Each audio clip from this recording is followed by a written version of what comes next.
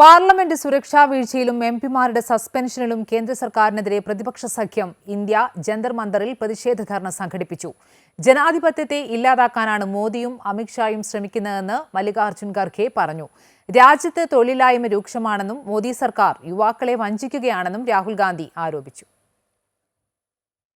പ്രതിപക്ഷ സഖ്യം ഇന്ത്യയുടെ മുതിർന്ന നേതാക്കളും എംപിമാരും അടക്കമുള്ളവരാണ് ധർണയിൽ പങ്കെടുത്തത്. പ്രതിപക്ഷ എംപിമാരുടെ സസ്പെൻഷനെ നേതാക്കൾ രൂക്ഷമായ ഭാഷയിലാണ് വിമർശിച്ചത്. ജനാധിപത്യത്തെ കൊല ചെയ്യാനുള്ള മോദി സർക്കാർ നീക്കത്തെ പരാജയപ്പെടുത്താനാണ് പ്രതിപക്ഷ സഖ്യം ഇന്ത്യയെന്ന് മല്ലികാർജ്ജുൻ ഖാർഗെ പറഞ്ഞു. इंडिया अलायंस क्यों बना?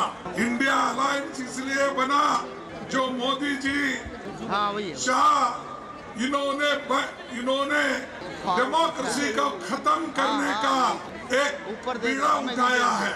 ഭരണഘടനാ പദവിയിൽ ഇരിക്കുന്നവർ ആരോപണങ്ങൾ ഉയരുമ്പോൾ പ്രതിരോധത്തിന് ജാതി ഉയർത്തുന്നുവെന്ന് ഖർഗെ പറഞ്ഞു. ഇതാണ് സ്ഥിതിയെങ്കിൽ തന്നെപ്പോലുള്ള ദളിതരുടെ അവസ്ഥ എന്താകുമെന്നും ഖർഗെ ചോദിച്ചു.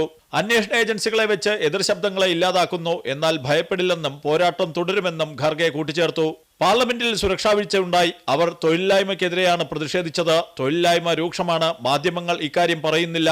തൊഴിലില്ലായ്മ, എംപിമാരുടെ സസ്പെൻഷൻ എന്നിവയിൽ ചർച്ചയില്ലെന്നും രാഹുൽ പറഞ്ഞു. ചർച്ച മുഴുവൻ താൻ ഫോണിൽ വീഡിയോ എടുത്തതിനെ ചൊല്ലിയാണെന്നും രാഹുൽ കൂട്ടിച്ചേർത്തു. नरेंद्र मोदी जी ने उसको रोजगार नहीं दिया, रोजगार उससे छीन लिया है और उसको एक ही रास्ता दिया है, सेल फोन पर इंस्टाग्राम को मतलब देखते रहो, 24 घंटा देखते रहो. ये है हिंदुस्तान की हालत. ധർണയെ അഭിസംബോധന ചെയ്ത ശരത് പവാർ, സീതാറാം യെച്ചൂരി, ഡി രാജ തുടങ്ങിയ നേതാക്കളൊക്കെ രൂക്ഷമായ ഭാഷയിലാണ് കേന്ദ്ര സർക്കാരിനെ വിമർശിച്ചത്. അമൃത ന്യൂസ്, ന്യൂഡൽഹി.